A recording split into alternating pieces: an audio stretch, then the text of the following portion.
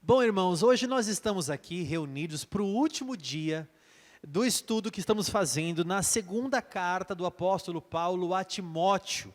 Hoje nós vamos estudar o capítulo 4. Se você, porventura, perdeu os outros capítulos, capítulo 1, 2 e 3, você pode ir no YouTube ou também no Spotify e buscar lá como Comunidade Apostólica Livre, e lá você vai encontrar as pregações ou em vídeo no YouTube ou através do áudio em podcasts lá no Spotify. E aí você acompanha a série inteira. Hoje vamos encerrar a série, ou essa minissérie, da carta do apóstolo Paulo a Timóteo, a segunda carta. Capítulo 4, do versículo 1 ao versículo 5. Diante de Deus e de Cristo Jesus, que há de julgar vivos e mortos, pela sua manifestação e pelo seu reino, peço a você com insistência que pregue a palavra, insista, quer seja oportuno, quer não, corrija, repreenda, exorte com toda paciência e doutrina, pois virá o tempo em que não suportarão a sã doutrina. Pelo contrário, se rodearão de mestres segundo as suas próprias cobiças, como que sentindo coceira nos ouvidos. Eles se recusarão a dar ouvidos à verdade, entregando-se às fábulas. Mas você, seja sóbrio em todas as coisas, suporte as aflições, faça o trabalho de um evangelista, cumpra plenamente o seu ministério. Amém? Feche os olhos, vamos orar. Senhor, eis aqui a tua palavra. Nós te agradecemos, Pai, pela oportunidade de aprender com o Senhor. Eu te peço, Pai, nos ensina. Nós necessitamos de ouvir a tua voz e precisamos ser ministrados nesta noite. Abrimos, Pai, o nosso coração como um solo fértil para a tua palavra. Planta a tua palavra em nós e nós queremos frutificar para o teu reino, em nome de Jesus. Amém e amém. Eu gosto muito desse último capítulo aqui de Timóteo, por um detalhe. Esta carta foi a última carta que o apóstolo Paulo escreveu. Sendo esse o último capítulo, são os últimos capítulos que ficaram registrados na Bíblia do apóstolo Paulo. São mais ou menos assim, as últimas palavras dele. Então, ela traz um teor até de despedida, você vai ver daqui a pouco. Mas Paulo começa a falar aqui com o seu filho na fé, Timóteo, mostrando sempre a sua preocupação com relação a ele e à igreja. Então ele começa a dizer assim: diante de Deus, versículo 1, e de Cristo Jesus, em algumas versões está assim: eu conjuro-te, eu peço a você, eu clamo a você, que você pregue a palavra, versículo 2, que você pregue a palavra, porque o Deus que vai ressuscitar, o Deus que vai julgar vivos e mortos, vai te julgar também. Então ele diz assim: pregue a palavra, versículo 2, insista, seja insistente na palavra. Tem pessoas que são mais radicais, ao ouvir uma vez só a palavra de Deus, já se convertem. Há pessoas que você vai ter que insistir, vai ter que falar uma, vai ter que falar duas, vai ter que falar 3 vezes. De repente, Deus quer que você continue falando, e perseverando e falando. Tem horas que você tem que se calar, às vezes falar demais também prejudica. Mas aqui Paulo fala num contexto em que Timóteo deveria continuar pregando. Em que sentido? Insista, quer seja oportuno, quer não. E aí ele manda aqui como deve ser. Olha, em qualquer ocasião, ou seja, quer seja oportuno, quer não, corrigindo, repreendendo, exortando, com paciência e doutrina. Corrigindo, exortando, repreendendo, com paciência e doutrina. Assim deve ser um bom pastor. Um bom pastor repreende, um bom pastor corrige, um bom líder, ele exorta. O que é exortar? Encorajar, dar estímulo, encorajar a pessoa, isso que é exortar. Então você vai, com a sua boca você vai fazer isso com outras pessoas, Timóteo. Versículo 3, só que ele diz o seguinte: pois virá o tempo e eu creio que já chegou, essa carta foi escrita 2000 anos atrás, aproximadamente, virá o tempo em que não suportarão a sã doutrina. Tem pessoas, crentes, será que a gente pode dizer assim, que não conseguem ouvir a sã doutrina, dá coceira no ouvido, Paulo fala a Timóteo, dá ciricutico, as pessoas ficam inquietas, quando são confrontadas com a sã doutrina. É só você olhar no teu lugar, às vezes quando você fala de uma doutrina um pouco mais contundente, mais incisiva, as pessoas são resistentes a essa doutrina. Você não pode falar de algum tipo de tema ou alguma coisa que a pessoa, ela não consegue ficar quieta na cadeira. Se você fala de adultério para um adúltero que acha que é certo adulterar, ele vai ficar meio estranho. Você fala que não pode ser viciado para um viciado, ele vai ficar com ciricutico. Você fala que é pecado mentir para um mentiroso, ele não consegue ouvir a sã doutrina. Não consegue. E são levados, e são rodeados de mestres, versículo 3, segundo suas próprias cobiças. Mestres que são interesseiros. Esses mestres fazem a cabeça de muitas pessoas, e essas pessoas, quando se deparam com a sã doutrina, elas têm coceira no ouvido, sentindo como que coceira no ouvido, não consegue ouvir. Versículo 4, se recusam a dar ouvidos à verdade, entregando-se às fábulas. Irmãos, como tem fábula hoje em dia, como as pessoas conseguem criar coisas com uma criatividade às vezes satânica, que cheira enxofre às vezes, né? Às vezes tem um amigo meu que diz assim, você falou uma coisa tão profunda, mas tão profunda que cheira enxofre. Ou seja, é tão profundo que veio do inferno, isso aí não é possível, meu. Por exemplo, há uma linha de pensamento aí, muitos estão adotando, né? Que o pecado que Adão e Eva cometeram, o pecado de Eva, foi que ela se deitou com a serpente. E que a serpente estuprou Eva. Pode você procurar aí na internet. Aí vão falar que a primeira mulher de Adão era Lilith. Aí você fala, cadê isso na Bíblia? Não, não tem na Bíblia. É porque tem um texto que Adão fala assim, esta é afinal ossos dos meus ossos e carne da minha carne. Ou seja, se ele falou esta afinal é porque a anterior não era. Que anterior? Que anterior? São fábulas. Fábulas. As pessoas inventam história, inventam coisas, acrescentam coisas ao cristianismo. Que se você não ficar muito esperto, você cai no conto do vigário, lá você fica falando, o que está acontecendo aqui? São fábulas. Há pessoas entregues a fábulas e não ao evangelho verdadeiro. Se recusam deliberadamente a ouvir a verdade da palavra. Vão dizer até o seguinte, que verdade? A verdade é relativa. Não, a verdade não é relativa. Qual é a verdade? A sua verdade ou a minha verdade? Não importa o que eu ou o que você pensa, a verdade sempre vai ser verdade. Independente do que eu creio, independente do que você crê, independente do que você fala, independente do que eu falo, verdade é verdade. Nós cremos numa verdade absoluta. Jesus falou, eu sou o caminho, a verdade e a vida. Jesus falou, a tua palavra é a verdade. Ou seja, nós temos uma verdade revelada. Essa é a verdade do Senhor, as Escrituras, o próprio Senhor Jesus. O que contradiz isso daqui não é uma verdade absoluta. Há pessoas que vão se recusar a ouvir a verdade. Se recusar a ouvir a verdade. No versículo 5, veja só como Timóteo deveria se comportar. Mas você, Timóteo, seja sóbrio. Ou seja, uma pessoa equilibrada, sensata. Seja sóbrio em todas as coisas. Suporte as aflições. Ô Timóteo, é o seguinte, não dá para exercer o ministério com mimimi. Duas coisas que eu quero falar para você, Timóteo. Pode falar, Paulo. Primeira coisa, seja sóbrio em todas as coisas. Ah, beleza.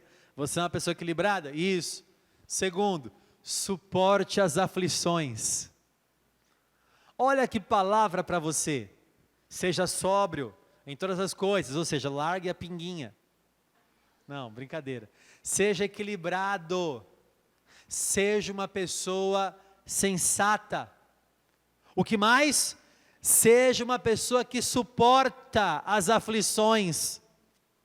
Outra coisa, faça o trabalho de um evangelista. Ou seja, você quer servir a Deus, Timóteo? Quero. Vou ser bispo aqui de Éfeso.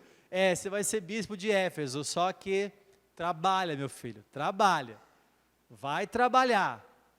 Não dá para você querer servir a Deus no trono. Trabalha, faça o trabalho de evangelização. O que mais?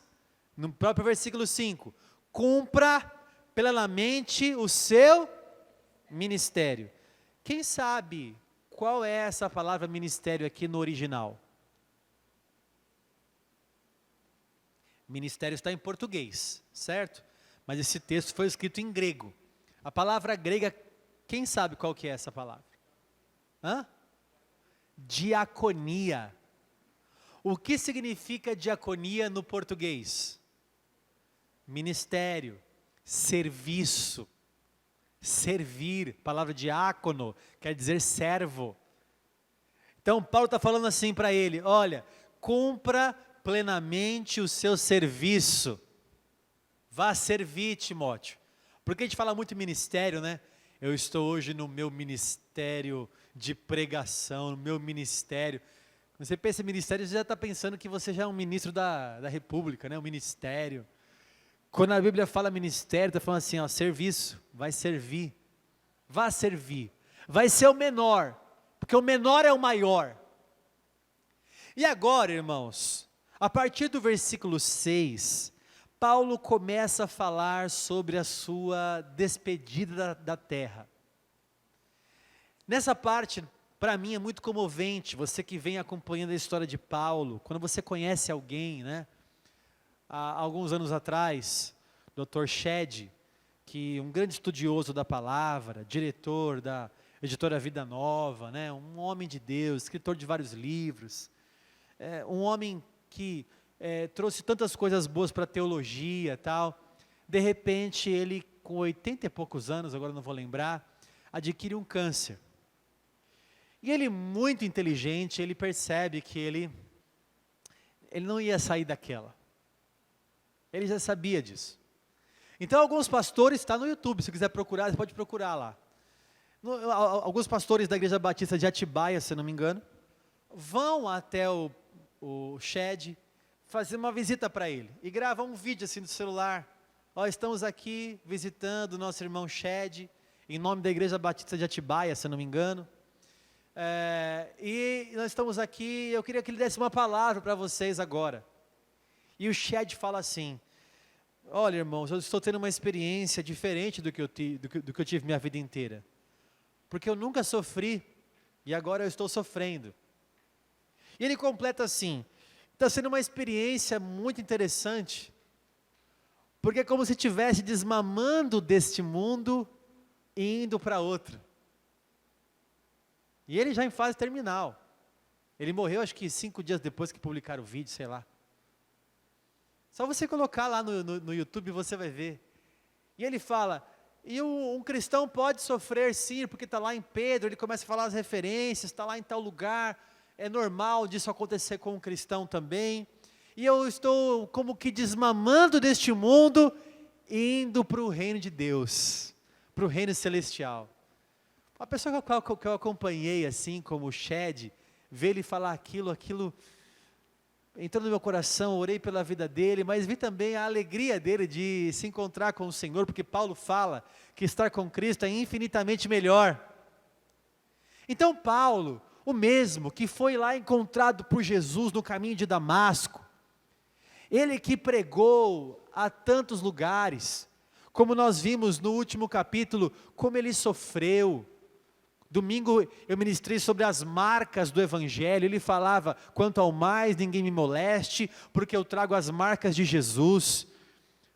Um homem que escreveu quase a metade do Novo Testamento para nós aqui.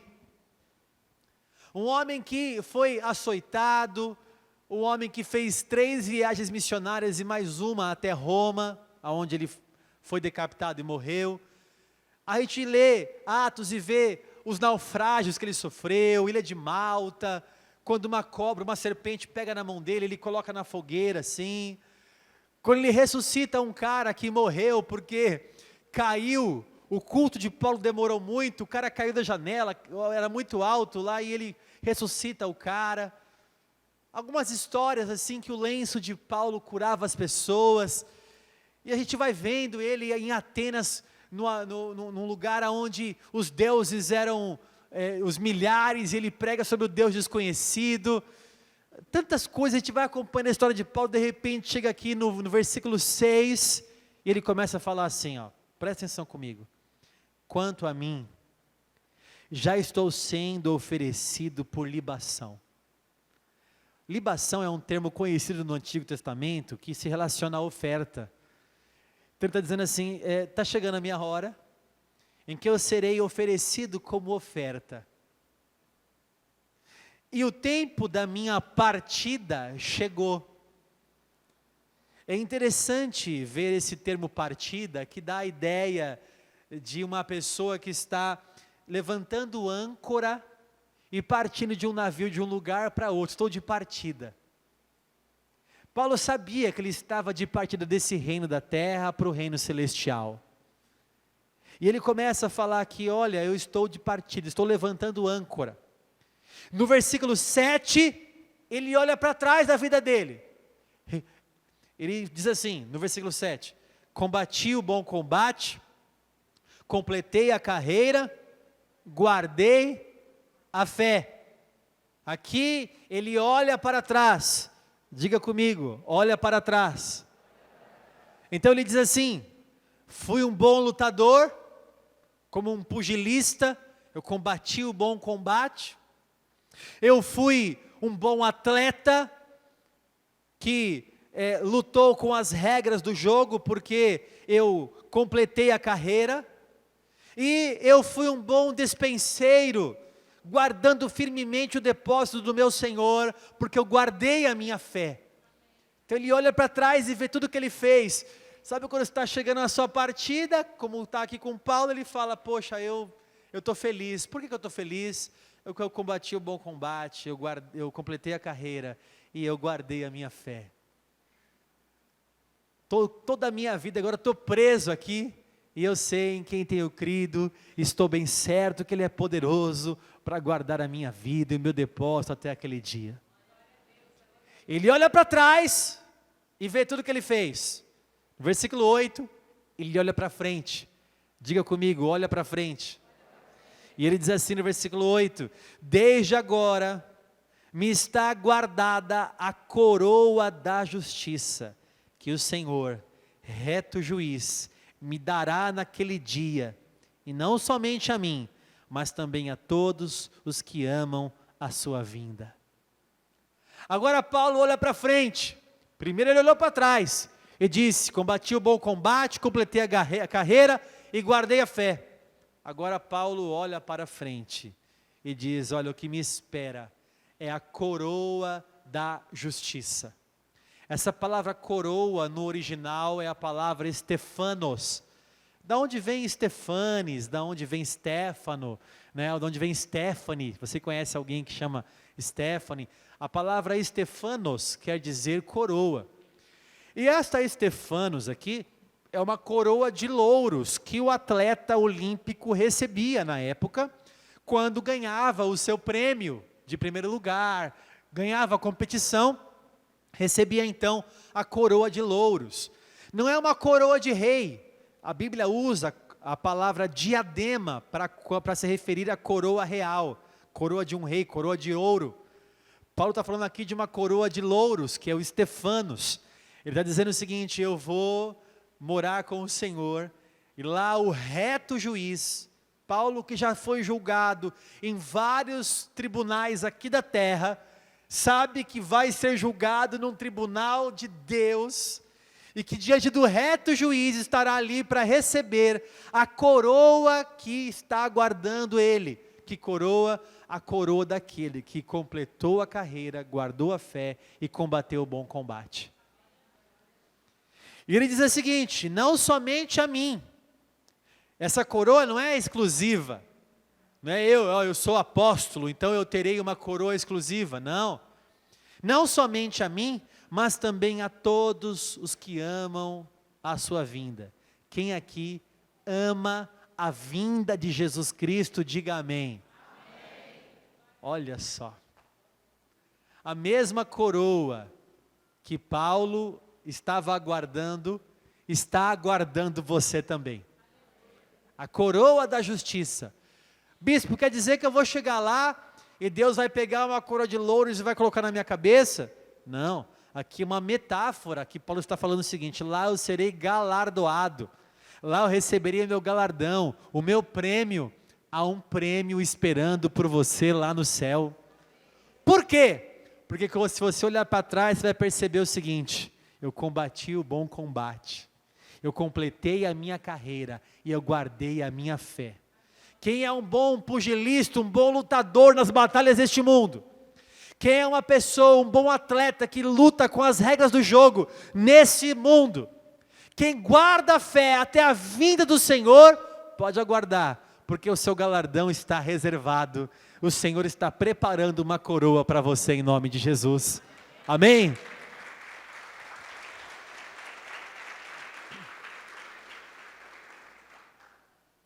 E agora, a partir do versículo 9, ele começa a citar alguns nomes. Nomes que ele fala bem e nomes que ele fala mal.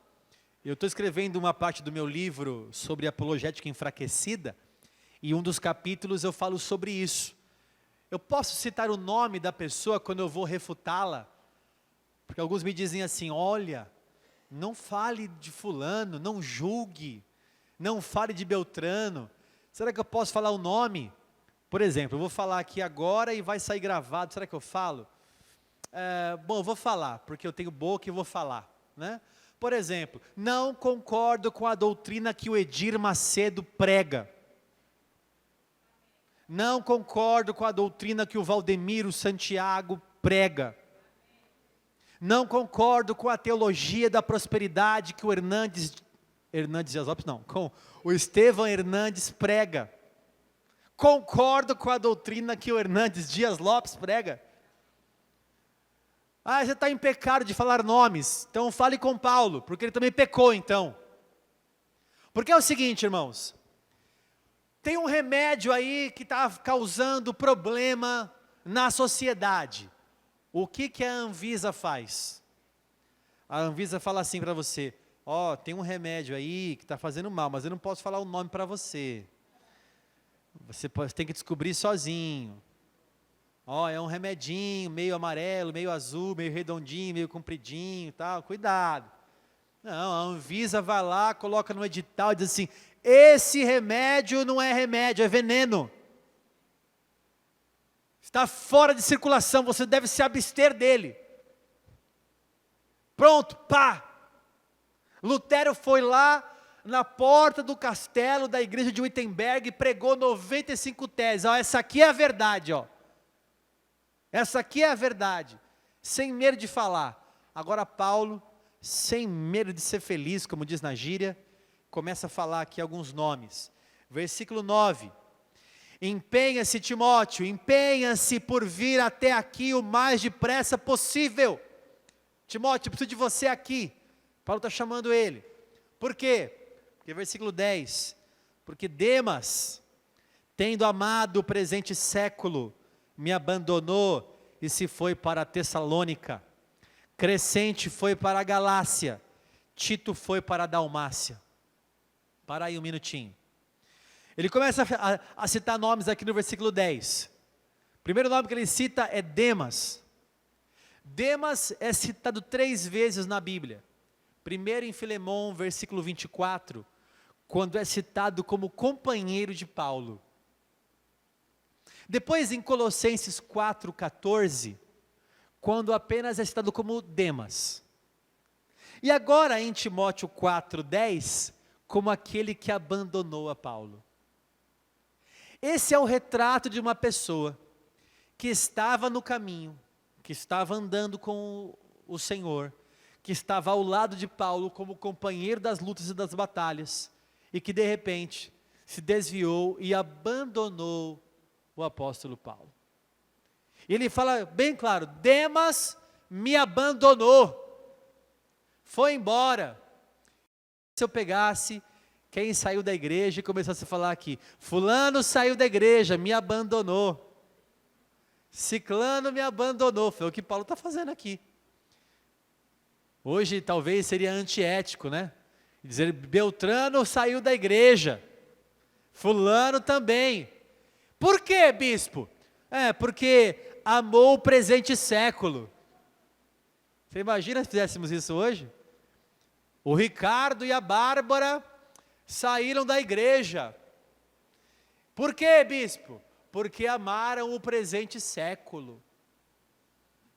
Vão chegar para o Ricardo e para a Bárbara e falar assim: vocês saíram da igreja? O bispo já pegou, já foi metendo pau de púlpito em você.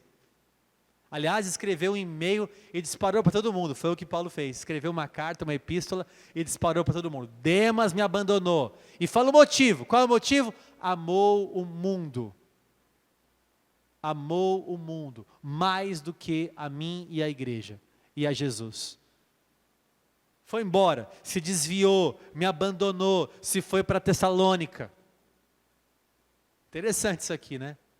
Irmãos, uma coisa que também é assim, 2 anos antes dessa carta ser escrita, Demas estava com Paulo ainda. Quem olhasse para Demas, iria falar: poxa, servo de Deus, companheiro de Paulo. 2 anos depois, Demas está afastado dos caminhos do Senhor porque amou mais o mundo. Hoje você está aqui, na igreja, sendo companheiro de Paulo nas batalhas, sendo companheiro da igreja, sendo na luta, estando aqui, servindo a Deus. Quem garante que daqui 2 anos, você não será aquele que vai abandonar o caminho porque você amou mais o mundo? Quem olhasse para Demas 2 anos atrás, falaria assim: servo de Deus, homem de Deus. É o que fazem com você hoje. Eu olhando daqui, olha quanto crente tem aqui nessa igreja. Você que me ouve pelo Spotify ou então pelo YouTube, quanto crente tem aqui me assistindo? E daqui 2 anos, achará a fé na terra quando vier o Filho do Homem? E daqui 2 anos, aonde você estará? Não só Demas, mas no versículo 10 ele fala de Crescente, que foi para a Galácia. Crescente, a única informação é que ele foi para a Galácia, não tem aqui mais informação na Bíblia. Tito era um cooperador de Paulo. E ele foi enviado para Dalmácia, aqui mais especificamente para Creta. A gente vai estudar sobre isso na próxima carta, porque é a carta a Timóteo. A gente vai estudar, ele foi para Creta e ele era sempre incumbido de resolver problemas difíceis. Tinha uns problemas na igreja lá em Creta, Paulo mandou ele: vai lá, resolve isso aí para mim. Então Tito era um cooperador. Versículo 12 agora, não, versículo 11, né? 11, somente Lucas está comigo. Encontre Marcos e traga-o junto com você, pois me é útil para o ministério. Para aí um minutinho. Primeira pessoa que ele cita aqui, Lucas. Que Lucas é esse? Qual a profissão de Lucas? Médico. Lucas, o médico amado.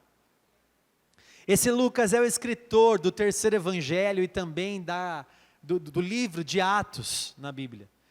Ele diz: esses me abandonaram, mas Lucas está aqui comigo. Lucas não me abandonou, somente Lucas está comigo. Ô Timóteo, por favor, encontre Marcos, porque ele me é útil. Detalhe, quem é esse Marcos aqui? João Marcos, o escritor do segundo evangelho. Esse Marcos aqui, ele foi companheiro de Paulo numa viagem. Que viagem? Na primeira. Quem foi na primeira viagem missionária com Paulo? Quem lembra? Barnabé e João Marcos. João Marcos era primo de Barnabé. Deixa eu contar para você aqui rapidinho essa história. Primeira viagem missionária. A igreja de Antioquia envia eles. Então sai Paulo, Barnabé e João Marcos. No meio da viagem missionária, o que Marcos faz? Abandona a viagem e volta para trás. No meio da primeira viagem missionária, volta para trás. Acabando a primeira viagem missionária, eles acabaram, voltaram para Antioquia, trouxeram um relatório lá da viagem, vão agora para a segunda viagem missionária. Paulo fala, Barnabé, arruma as coisas aí, vamos embora para a segunda viagem. Aí Barnabé fala assim, beleza, eu vou lá chamar Marcos. Aí Paulo fala, o quê? Eu vou lá chamar Marcos. Marcos não. Paulo fala, não vai chamar Marcos não. Barnabé fala, vai chamar Marcos sim. Paulo fala, não vai não. Barnabé fala, vai sim. E a discussão entre Paulo e Barnabé é tão feia, que eles se separam. Barnabé bate o pé, pega João Marcos e vai para Chipre, para evangelizar. E Paulo pega quem agora? Silas. E vai fazer a sua segunda viagem missionária com Silas. Nessa viagem ele vai encontrar Timóteo e essa galera toda aqui. Olha que interessante. Paulo não queria saber de Marcos. Porque Marcos abandonou Paulo na primeira viagem missionária. Agora, no final da vida de Paulo, Paulo fala para Timóteo, Timóteo, encontre Marcos, porque ele é útil para mim. Paulo agora perdoa Marcos. Paulo agora, que a princípio dispensou Marcos, agora diz, eu preciso dele. Paulo é uma pessoa que sabe dar o braço a torcer. Olha que lição Deus está te ensinando hoje. Dar o braço a torcer. Ah, essa pessoa era ruim para mim, mas agora ela é boa. Ah, mas se eu falar que eu quero ela, o que vão falar de mim? Ah, agora você quer. É, porque eu sou igual Paulo, eu dou o braço a torcer, porque quem perde ganha, porque quem se humilha é exaltado, porque quando eu reconheço a verdade, eu pendo para a verdade, ou agora eu faço a verdade. Então, por favor, me traz lá Marcos. Talvez você tenha algum Marcos na sua vida aí. Paulo não deu ouvidos a Barnabé. Deixa eu contar só mais um pouquinho de história para você. Paulo se converteu ao cristianismo quando Jesus o encontrou. A primeira coisa que Paulo fez foi ir para Jerusalém, para pregar a palavra lá. Sabe o que aconteceu? Ele não foi bem recebido lá. E Paulo voltou para Tarso, sua cidade natal, e ficou lá por 10 anos, sem fazer nada. Por 10 anos, esquecido lá. Sabe quem foi buscar Paulo lá em Tarso? Quem? Barnabé. Barnabé, sabendo que tinha uma missão, falou, eu tenho um cara bom para isso. Foi lá para Tarso, bater na porta. Oi, você que é o Paulo? Sou. Ah, então, vamos lá comigo. Tem uma viagem missionária. Barnabé era um cara que sabia dar chance para as pessoas que perderam a chance. Barnabé ensinou isso para Paulo. Agora Paulo aprendeu. Paulo está dando uma chance para quem tinha perdido a chance com ele. Esse João Marcos era de família cristã. Quando Pedro estava preso, não sei se você lembra dessa história em Atos 12, Pedro estava preso, mas um anjo abriu a cadeia lá e o portão se abriu automaticamente. Aí Pedro vai se encontrar com os discípulos que estavam orando, aonde? Na casa de João Marcos. Só lembrando um pouquinho de quem é esse Marcos para você. Aí ele bate na porta, né? Pedro bate na porta, aí Rod vai abrir lá a portinhola, e vê Pedro e fecha a porta de novo. Lembra dessa história? Ah, mas sou eu, abre a porta aí que sou eu, estou correndo dos guardas. E era Pedro, que entrou aonde? Na casa de João Marcos. É tão bom saber da história bíblica, né, irmãos? Porque você liga uma coisa na outra. Quem é esse Marcos que ele quer? O Marcos que ele mesmo abandonou. Versículo 12, quanto a Tíquico, vai anotando os nomes aí, se você quer engravidar, você já tem inspiração bíblica. Quanto a Tíquico, mandei-o para Éfeso. Tíquico era sempre um mensageiro de Paulo, levava cartas para as igrejas, também foi cooperador, e foi um homem que substituiu Tito em Creta, e substituiu Timóteo em Éfeso. Como é bom ter pessoas tão gabaritadas, a ponto de poder trocar assim, né? Quando Paulo precisava de alguém, ele colocava outro no lugar. Olha, vai lá Timóteo, substitui, agora não, substitui Tíquico, vai lá e tal. Ele trocava as peças como um xadrez. No versículo 13, quando você vier, traga a capa que deixei em Troade, na casa de Carpo. Paulo esqueceu a capa. Talvez estava com frio na prisão. Veja o pedido dele: esqueci lá minha jaqueta, sei lá, esqueci minha capa, lá em Troade, na casa de Carpo. Quando você vier para cá, por favor, me traga a minha capa. E não somente isso, olha o que ele pede, irmãos: traga também os livros, especialmente os pergaminhos. O cara está na cadeia, sabe que a sua hora vai chegar, e o que ele quer fazer? Ler a Bíblia, estudar os pergaminhos. Isso é um tapa na cara de quem não lê a Bíblia, né? Porque muitos se eu falar assim, olha, é o seguinte, sua vida está acabando, você vai morrer daqui um mês. Você vai gastar todo o dinheiro que você tem, você vai querer curtir sua vida. O que você faria se você soubesse que Jesus ia voltar daqui um mês? Paulo sabia que ia morrer. O que ele pediu? Me dá os pergaminhos que eu quero ler. Que lição que Paulo nos dá. Versículo 14, Alexandre, o ferreiro, em algumas Bíblias está o latoeiro, que trabalha com lata, com ferro, né? Me causou muitos males, o Senhor dará a retribuição de acordo com o que ele fez. Paulo aqui não está orando contra ele, né? Dizendo assim, o Senhor vai acabar com a vida dele. Não, é uma afirmação, é uma constatação. Olha, Alexandre, o ferreiro, o latoeiro, me causou muitos males, mas deixa, o Senhor vai retribuir ele vai pagar pelo que ele fez. Quer dizer, a vingança não está em minhas mãos, a vingança está nas mãos de Deus. Deixa eu fazer um parênteses aqui, irmãos, nessa ministração, nessa parte agora.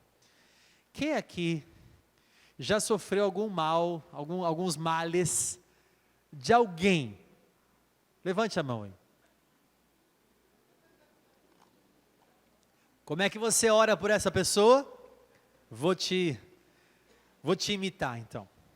Senhor, olha, Pai, eu até perdoo aquela pessoa, mas bem que o Senhor podia carregá-la. Leva, Senhor, leva. Recolha. Ou então os mais assim, Senhor, Tu és a minha justiça. Pesa a mão. Pesa a mão. Senhor, não que eu queira o mal, mas bem que o Senhor podia ensinar essa pessoa. Pai, dá uma prova para ela ver o que ela fez comigo. Senhor, então, veja, Paulo ensina você hoje. Olha, fulano me causou muitos males. Não tem problema. Senhor, reto juiz, Ele é que pleiteia a minha causa. E Ele vai dar a paga por aquilo que Ele fez. A vingança do Senhor. Como diz o profeta Seu Madruga, a vingança nunca é plena, mata a alma e a envenena. Meu Deus, quanta heresia. Senhor, vamos continuar aqui, Pai, tem misericórdia. Versículo 15. Tome cuidado com ele também você, porque resistiu fortemente às nossas palavras. Ó, causou mal para mim e você é a próxima vítima. Lembrei até daquela novela. Você é a próxima vítima. Cuidado, feche teus ouvidos, guarde teu coração, porque ele resistiu nossas palavras, vai resistir você também. É o do contra. Esse cara aí vai ser... É corintiano esse cara. Não foi eu que falei, foi a Larissa. Certo? Versículo 16. Ai, gente. 16. Na minha primeira defesa, ninguém foi a meu favor. Todos me abandonaram. Que isso não lhe seja posto em conta. Meu Deus, Paulo ora quase que uma oração de Jesus aqui. Paulo fala assim, todo mundo me abandonou. Mas não tem problema, que o Senhor perdoe de graça para ele, que o Senhor não coloque isso na conta deles, porque se eles pagarem por isso. Jesus na cruz falou quase a mesma coisa. Primeiro ele falou, Pai, por que me desamparaste? Quer dizer, sentiu ali abandonado. E depois ele fala, Pai, perdoa, porque eles não sabem o que fazem. Paulo fala quase que a mesma coisa. Ele não sabe o que está fazendo, não sabe o que está falando, me abandonaram. Imagina só, irmãos, esse homem está na cadeia, depois de gastar a vida com o Senhor, e todos agora o abandonaram. Pois é. Versículo 17, mas o Senhor esteve ao meu lado, e me revestiu de forças, para que através de mim, a pregação fosse plenamente cumprida, e todos os gentios a ouvissem. Olha o que Paulo fala, todo mundo me abandonou, me largou, mas tem um que não me abandonou. Deus nunca me abandonou nessa batalha, Ele sempre me deu forças para continuar, e ainda me deu o privilégio de, através da minha boca, ouvirem o Evangelho, os gentios ouvirem o Evangelho. Outra coisa, e fui libertado da boca do leão, uma metáfora aqui para dizer que Deus sempre o livrou. Deus sempre o livrou, não é um leão literal aqui, Deus sempre livrou Paulo. O que mais? 18, o Senhor me livrará também de toda obra maligna, e me levará salvo para o seu reino celestial. A Ele, glória para todos sempre. Amém. Paulo tem a certeza da sua salvação. Ele sabe que obra maligna nenhuma atuaria contra a vida dele. E que até a morte dele seria a libação, como oferta. Ninguém ia tirar, ele dava como oferta a vida dele ali. O serviço todo que ele fez. Aí ele começa com as saudações. Versículo 19. Dê saudações a Prisca e Áquila. O que é isso, Prisca? É a Priscila, tá? Dê a saudação a Priscila e Áquila. Eram sempre cooperadores hospitaleiros de Paulo, né? E a casa de Onesíforo. Lembra de Onesíforo? Falamos no primeiro capítulo. Aquele homem que animava Paulo. Erasto ficou em Corinto. Esse Erasto aqui pode ser o tesoureiro de Corinto, tá? Ou até um dos companheiros de Paulo, não dá para saber. E outro nome bonito aqui também, quanto a Trófimo, deixei o doente em Mileto. Esse Trófimo, irmãos, era companheiro de Tíquico, e foi um homem que provocou um alvoroço em Jerusalém. O que aconteceu? Paulo sabia que quando ele voltasse para Jerusalém, as pessoas não iam gostar que ele estivesse lá no templo e adorando a Deus. Então quando ele volta, ele sabia que perseguições esperavam por ele. Paulo fala assim, eu sei que lá em Jerusalém, o que me espera são cadeias e prisões. Alguns falam para ele, não vá para lá então, não faça isso. Ele fala, não, Deus quer que eu vá para lá e eu vou, sabendo que o que me espera lá é só bronca. Ele leva um homem chamado Trófimo, que era um gentil. E ele vai para lá, está tendo uma festa lá, Pentecostes, as pessoas estão se reunindo lá, não lembro se era Pentecostes ou se era Tabernáculos, agora não lembro, mas eram festas muito próximas. E a hora que ele está lá no templo, alguns líderes que chegam de Éfeso, olha só o que acontece, olham e veem Trófimo lá na cidade. Trófimo era um gentil. No templo de Jerusalém, tinha uma placa até assim, ó, e uma divisão. Algumas pilastras e uma divisão com uma placa. A placa estava assim, gentil nenhum pode passar dessa linha, dessa região e entrar aqui, porque pode até morrer. Qual é o risco de morrer? O judeu não permitia que um gentil entrasse no templo assim. Então o gentil ficava para fora e judeu legítimo entrava daquela linha, vamos dizer assim, para frente. Trófimo não tinha entrado lá, Trófimo estava lá fora. Mas quando alguns de Éfeso chegaram e viram Trófimo com Paulo, falaram assim, opa, Paulo colocou gentil dentro do templo. E prenderam Paulo por causa de Trófimo. Quer dizer, Paulo se lascou por causa de Trófimo. Só porque Trófimo era companheiro dele. Olha que interessante isso. Você já se lascou por causa de alguém? Pois é.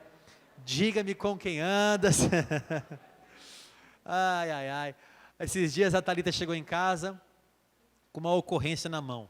Aliás, ela saiu do colégio já cabeça baixa, já com o olho cheio de lágrimas. Quando a pastora Vanessa chegou perto dela, ela começou a chorar. O que foi, filho? Porque ela nunca tomou uma ocorrência na vida, nenhuma das minhas duas filhas. Aí agora a pequenininha, a professora, para falar que ela estava fazendo bagunça, foi lá e colocou um adesivo na mão dela.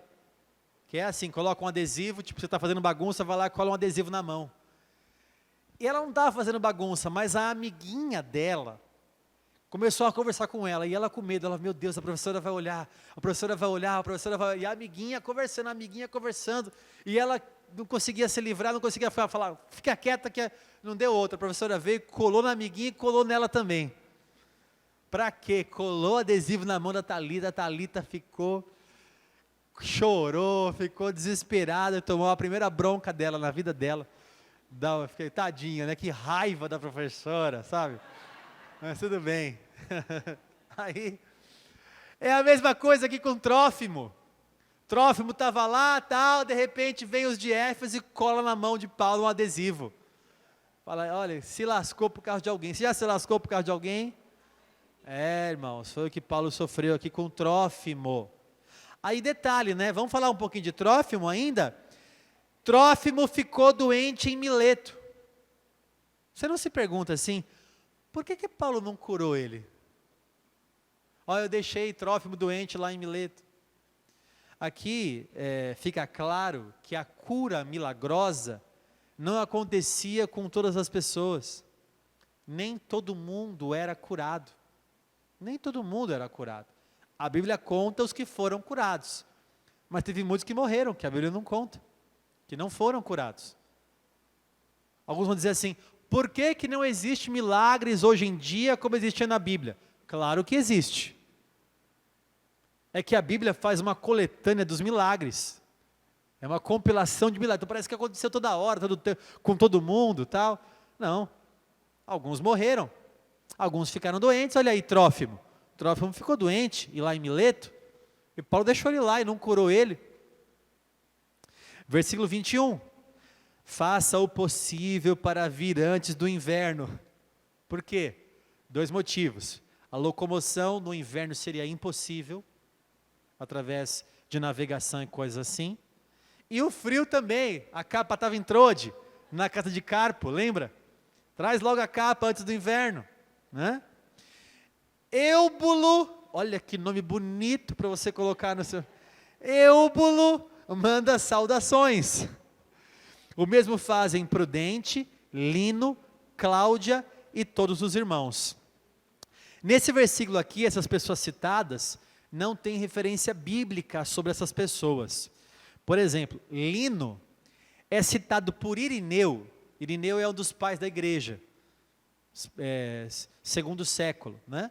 Irineu escreve que Lino foi o primeiro bispo de Roma. Então, possivelmente, esse Lino aqui é o mesmo Lino que Irineu cita, né, numa patrística, numa literatura dos pais da igreja, tá certo? E no versículo 22, o Senhor esteja com o seu espírito, a graça esteja com vocês. E aí ele termina, essas são as últimas palavras de Paulo registradas nas Escrituras Sagradas. Daqui ele vai para o seu julgamento ele é condenado à morte, como ele era um homem ilustre, a sua morte foi uma morte muito mais glamurosa do que outras. Os que não tinham morte glamurosa, morriam queimados, morriam crucificados. Os que eram cidadãos romanos, como no caso de Paulo, ele sofreu uma morte menos cruel, ou seja, ele foi decapitado. Segundo a tradição, fala que ele foi decapitado, e ali Paulo morre nas mãos do imperador Nero. Aqui são as últimas palavras desse apóstolo. Uma coisa que eu queria terminar dizendo, eu já contei essa história aqui para alguns, mas eu queria repetir para quem não ouviu. Se você já ouviu, guarde no teu coração. Se você nunca ouviu, vai servir para você. Você fica pensando, um homem que dedicou a sua vida a Deus, e de repente, olha o que ele recebe no final da sua vida. Será que valeu a pena?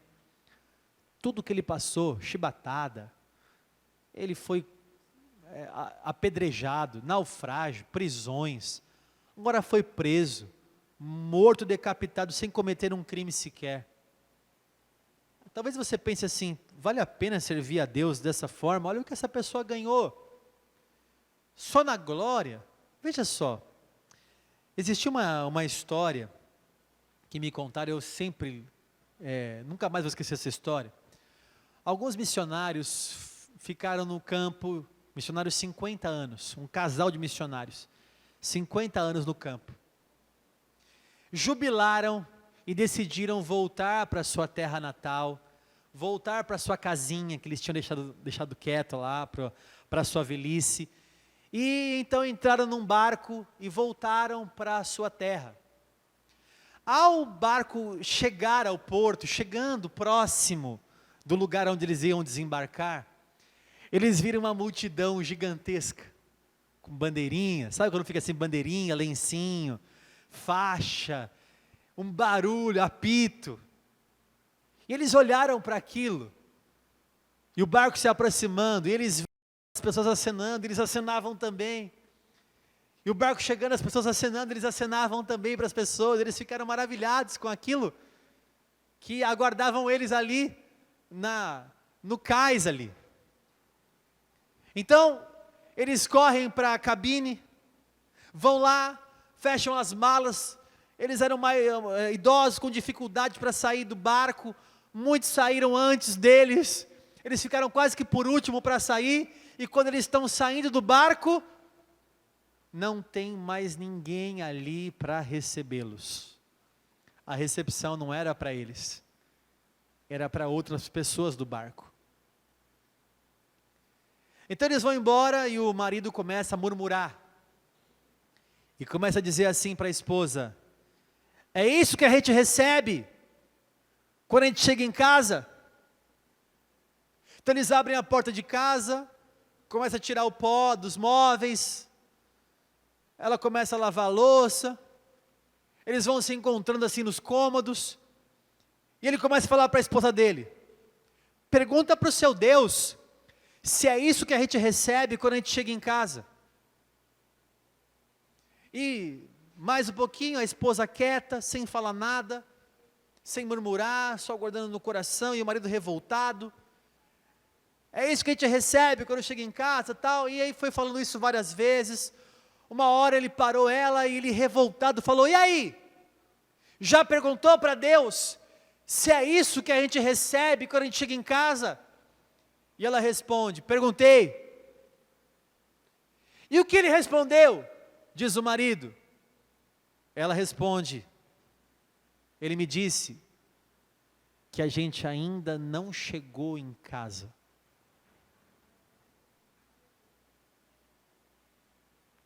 Que a gente ainda não chegou em casa. Porque o Senhor, reto juiz, o Senhor me dará naquele dia, e não somente a mim, mas também a todos os que amam a sua vinda. O quê? A coroa da justiça. Está guardado para mim. 17, mas o Senhor esteve ao meu lado e me revestiu de forças. Nunca me abandonou. 18, o Senhor me livrará também de toda obra maligna e me levará salvo para o seu reino celestial. É isso que a gente recebe quando chega em casa, Paulo? Uma decapitação? Não, eu não cheguei em casa ainda. Porque o dia que eu cheguei em casa, chegar em casa, a coroa estará lá reservada para mim, em nome de Jesus. Glória a Deus.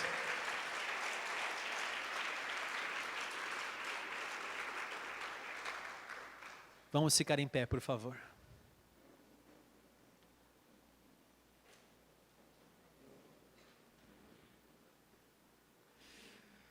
Aleluia. Quero dizer uma coisa para você, irmãos. Vale a pena servir a Deus. Vale a pena servir ao Senhor. Feche os olhos, irmãos. Feche os olhos.